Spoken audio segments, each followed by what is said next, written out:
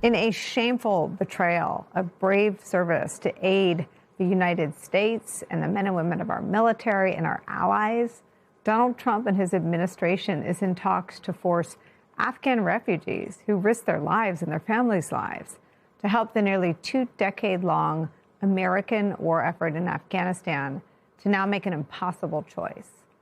In a story first reported by the New York Times and confirmed by MS Now's David Rode, the State Department has plans to force a group of Afghan refugees who fled Afghanistan after the Taliban takeover in 2021 to choose between returning to live under the Taliban or leaving with their families to live in the Democratic Republic of Congo, which is suffering one of the world's gravest humanitarian crises. The New York Times reports that the group includes interpreters for the U.S. military, former members of the Afghan Special Operations Forces, and family members of American service members. The group includes more than 400 children. The group also includes more than 1,000 refugees. They're being housed in a former U.S. military base in Qatar. According to that Times report, quote, the American government brought them there in late 2024 and promised them a path to settlement in the United States if they passed further checks. But since taking office, Donald Trump stopped that resettlement program. I want to bring in Democratic Congressman Jason Crow of Colorado. He's a member of the Armed Services and Intelligence Committees. He's also a former paratrooper and Army Ranger who served 3 combat tours in Iraq and Afghanistan. When I saw this story, I said, I need to talk to Jason Crow about this. Your thoughts? Well, Nicole, if this happens, it would be a moral travesty and a terrible failing, primarily for these Afghans who fought with us, who served with us, who worked with me and helped me do my mission and bring my soldiers home alive. You know, we made a promise when we were in Afghanistan that if these folks worked with us and served as interpreters, served as guides, helped us secure our compounds, that if they needed it, we would be there by their side. We would have them and their families' backs, which is why when I came to Congress, I've made this one of my top priorities. And this used to be a bipartisan issue.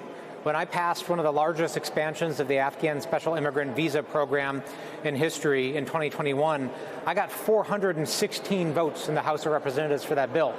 But then enter the second Trump administration. They have demonized this group. They demonize all immigrants, including Afghans, and they have made this a partisan issue when it should not be. It seems that there should still be enough sort of sober, fever-breaking realization that our men and women of the military are in danger if we betray the people who keep them alive in combat. What are your conversations, private conversations with Republicans? Well, privately, they admit that, but I don't need private conversations anymore. I've been spending years having private conversations where I listen to them tell me how much they don't like what Donald Trump is doing, how much they disagree with it, how horrible they think it is. Well, enough is enough. I just don't care anymore what they think in private. Like this is a public job, and you represent people publicly. And if you're not willing to stand up and say what you believe and stand by your convictions and lead, then I simply don't care what you have to say anymore. Right? There are people suffering. Our partners, our allies are facing death if they go to the Congo or to Taliban. These are people who fought with us, served with us. And if you can't stand up and have their back, I simply don't care anymore what you have to say, nor do you have any moral authority anymore when it comes to national security issues. Because if nobody can trust us, when we go around the world, everywhere we go around the world, we work with locals, everywhere.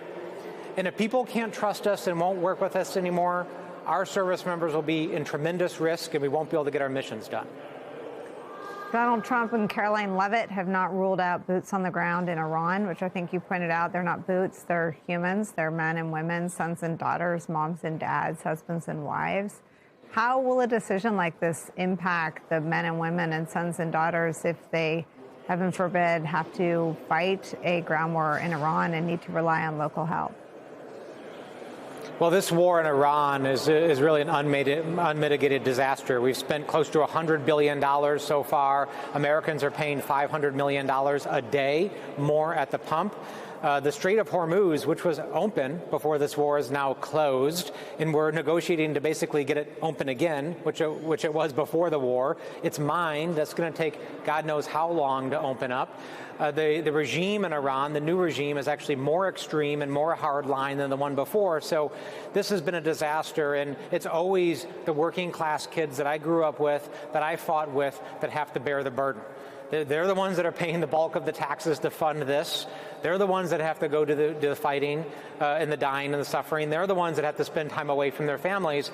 And Americans are fed up with it, on the right and the left. We don't want to spend trillions of dollars for this anymore. They want it over. They want us out of conflict in the Middle East. And I'm going to fight hard to deliver that, to end this.